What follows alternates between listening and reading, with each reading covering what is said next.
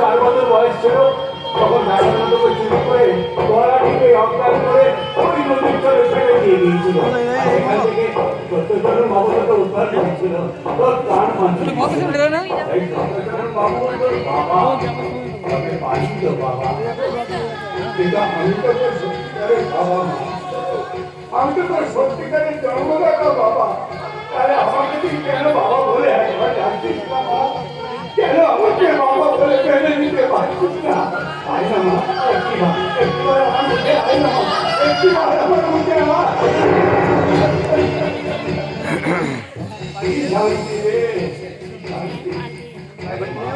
তোর চোখের ভেতরে এত জল, তাহলে মুখের ভেতরটা কমিয়ে না মা। ভালোবাসা ছাড়া মানুষ আর সেই ভালোবাসা করে এতদিন ধরে তুই ভুল করে চলেছিস।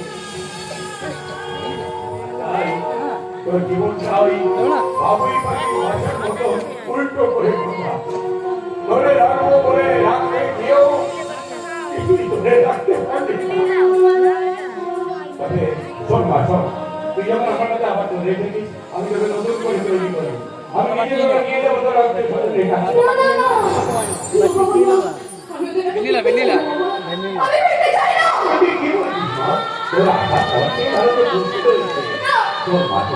তোকে ঘিরে পাওয়ার জন্যই ওই গোপালী দত্তকে ইচ্ছে করে পাগল সাজিয়ে আমার পাগলা গাড়িতে রেখেছিল।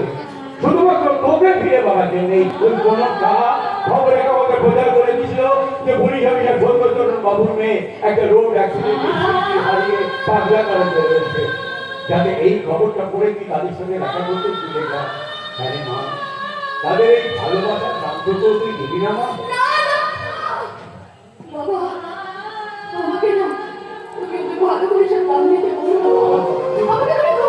আমার কথা বলবার চেষ্টা করো।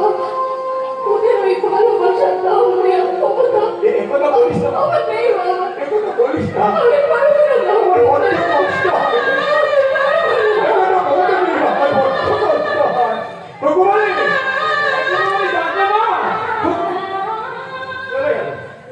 চলে গেল। আসলে মেয়েটা কিছুতেই মেনে নিতে পারছে না যে সত্যচরণ বাবু তার পানি বাবা, আর আমি তো তার জন্মদাতা। এটাও কিছুতেই মেনে নিতে পারছে না, কিছুতেই না।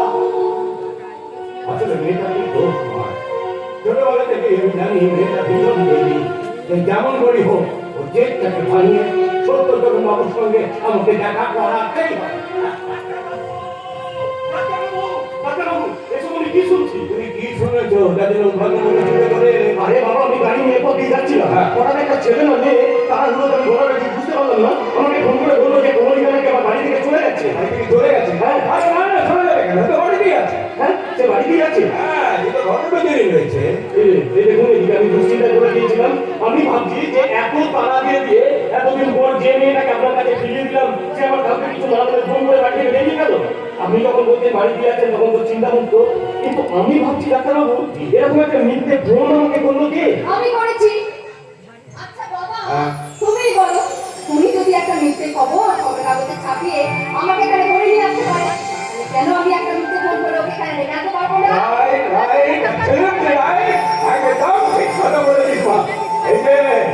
দেখো দেখো, আমার মেয়ে, আমার মেয়ে, ওকে বলো সিবিআই অফিসার, কিন্তু আমার মেয়েও প্রমাণ করে দিল যে হলো বেটি, বুঝলে? তাই তুমি যদি হও কোনো ওর, আমার মেয়ে কিন্তু বাধাতে তুই, ওকে একটু সন্দেহ ছিল কেন? আচ্ছা ঠিক আছে, তোমরা তাহলে কথা বলো, আমি আসি।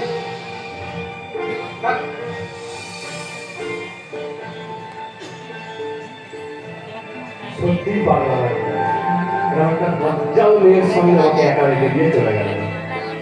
বাবা যাকে এক করে তাকিয়ে আছে, কোনো চাষ তো গিলে খাবে, এখানে আর থাকাটা ঠিক হবে না, পালাতে হবে।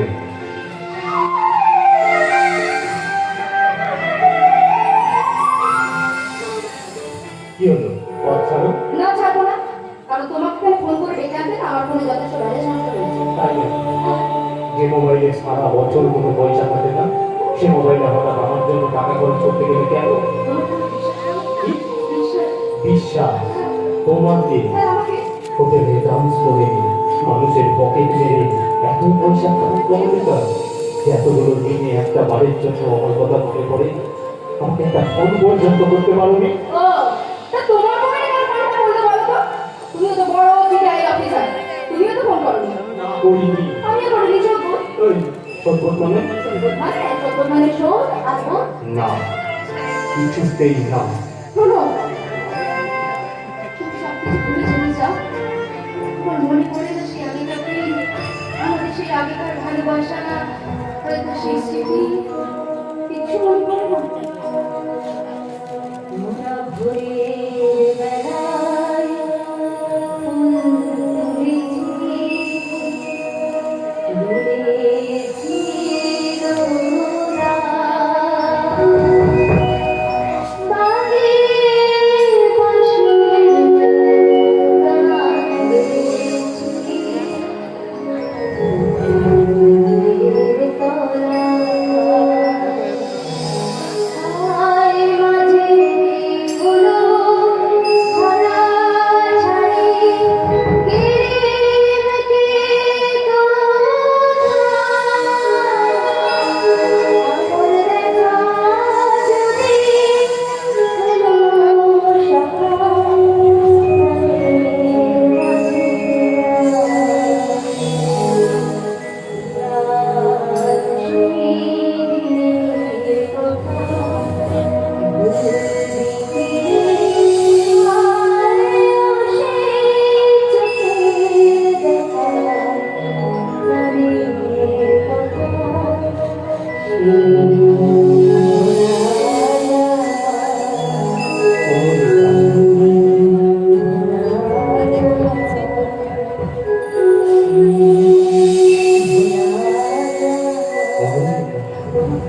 আমি আমার সব ভুল বুঝতে পেরেছি, তাই তো তোমার কাছে ছুটে চলে এসেছি।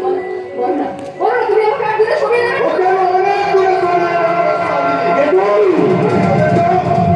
আমাদের মতো সন্ত্রাস করলে ওদের কথা হয়ে লাগে। তাই তোকে মেরে আমার চলার পথ পরিষ্কার করে দেবে। আরে তুইও শুনে না, তোদের মতো সন্ধ্যা সঙ্গে নেটওয়ার্কের কথা ওই নেড়া মিটি এখন হাতে গুলো তোকে মেরে আমি দিতে চাই। একটা নেড়া মিটি চলে গেল, হাজারটা নেড়া মিটি বেঁচে থাকবে। তুমি শুনে না, প্যারাডাইস হোটেলের ম্যানেজার তোমার মতো ওষুধে কট করার জন্য আমার মতো দুর্গারা ঘরে ঘরে দখল করে। তাহলে তুই দুর্গা হয়ে মাথা তোর শিখবে।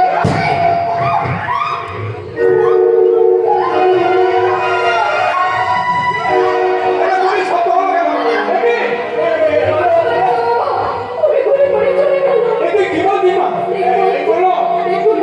দেখুন না, বাবা, ওদের গাড়িটাকে সারা দেবে না। তাই তো আমার গেলাম বাবা,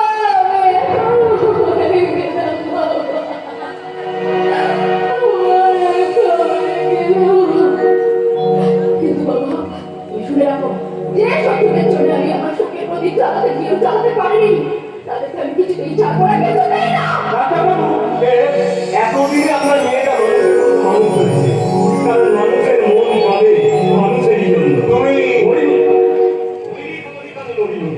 তোমাকে ছেড়ে যে আমি আর কোথাও যাবো না। আজ থেকে যদি বাঁচি আমরা একসাথে বাঁচবো, মরলে একসাথেই মরবো। এই যে ম্যাডাম, ভেতরে বুলেট প্রুফ জ্যাকেটটা আমার সবসময় পরাই থাকে। দেখতে পাচ্ছ না, দেখতে পাচ্ছ না আকাশে বাতাসে আজ কেমন বালুদের বন্ধ। মানুষের নিরাপত্তাকে সুনিশ্চিত করতে আমাকে যখন তখন ঝাঁপিয়ে পড়তে হবে শত্রু দমনের কাজে। ঠিক যেমন এখন যেমন ডাক্তারবাবু হোটেল প্যারাডাইসে সেখানে জাল ছড়ানো আছে আপনার বন্ধু নারায়ণকে ধরবার জন্য। হ্যাঁ, নারায়ণ ওরফে নেড়া মিত্তির। তার আসল পরিচয় সে একজন সন্ত্রাসবাদী। তাদের বাবার ছোট